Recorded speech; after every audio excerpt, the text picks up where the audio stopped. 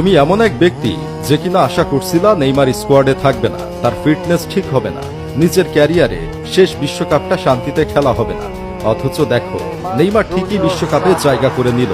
আর Neymar বিশ্বকাপে জায়গা করে নেওয়ার সাথে সাথে দুনিয়া জুড়ে তার কোটি কোটি ফ্যান আনন্দে আত্মহারা হয়ে গেল। আর তুমি লজ্জায় মুখ লুকাইয়া ফেললা, ঠিক কি না? রাগ করলা? কথাটা ঠিক না বে ঠিক ঠিক রাগ করলা না রাগ কইরো না। তোমারে চারটা কথা বলি, শুনো।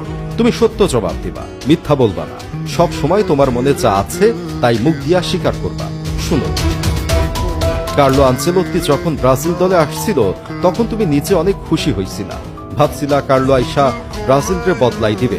কার্লো আসলে কিছুটা হলেও বদলাই দিছে ও ব্রাজিলকে।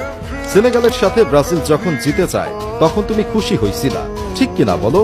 তুমি যখন দেখলা কার্লো আইসা নেইমারের স্কোয়াডে দিচ্ছে না, তাকে আনফিট বলতেছে, তাকে আগে নিজের ফিটনেস ঠিক করে আসতে বলতেছে, ম্যাচের পর ম্যাচ যাইতেছে কিন্তু নেইমারের স্কোয়াডে ডাকতেছেই না, তুমি কিন্তু মনে মনে খুশি হইছিলা।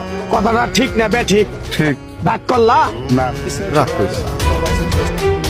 তুমি এমন একটা ব্যক্তি যেদিকেই বাতাস দেখো সেদিকেই দৌড় দাও। তুমি যখন শুনলা আনচেলত্তি নেইমাররে নিবে না, তুমি খুশি হইলা, ডুগডুগি বাঁচাইলা।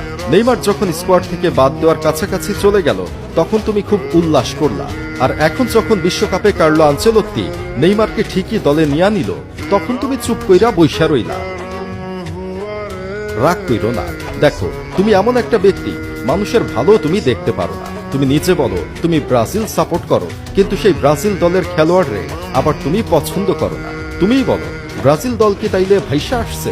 এই খেলোয়াড়রাই আজকে ব্রাজিলরে এই জায়গায় নিয়ে আসছে।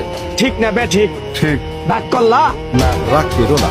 তুমি জানো নেইমার এমন এক মানুষ যে বারবার ইনজুরিতে পড়ছে। তার ক্যারিয়ারে ৩-৪ বছর গেছে ইনজুরিতেই, কিন্তু এত বাধার পরেও নেইমার কেমনে সেরাদের কাতারে আসছে?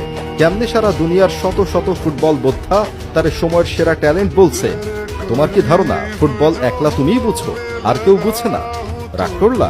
কথাটা ঠিক না বে ঠিক ঠিক রাগ করলা না না শুনো, এখন তোমার একটা উপদেশ দেই। নেইমার বিশ্বকাপে জায়গা করে নিছে, এখন আর এইটা সে দয়ায় পায় না, বরং যোগ্যতা দিয়া পাইছে। তার যোগ্যতা আছে দেখেই তারে এই জায়গায় বসাইছে।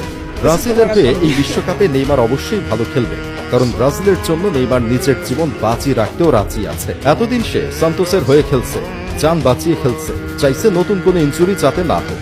তাও সে এই সময়ে ব্রাজিলের সেরা স্কোরার হয়ে আছে। তার চেয়ে বেশি ব্রাজিলিয়ান ফরওয়ার্ডদের গোল কার আছে? এখন বুঝো, নেইমার যখন ব্রাজিল দলে খেলবে সে আর এই ইনজুরির ভয় পাবে না, জান দিয়া দিবে। আর নেইমার জান দিয়া দিতে চাইলে কি হয় সেটা তো জানো। নেইমারের জাদুর ঝলক থেকে সেদিন আর কেউ রক্ষা পায় না। কথা ঠিক কি না?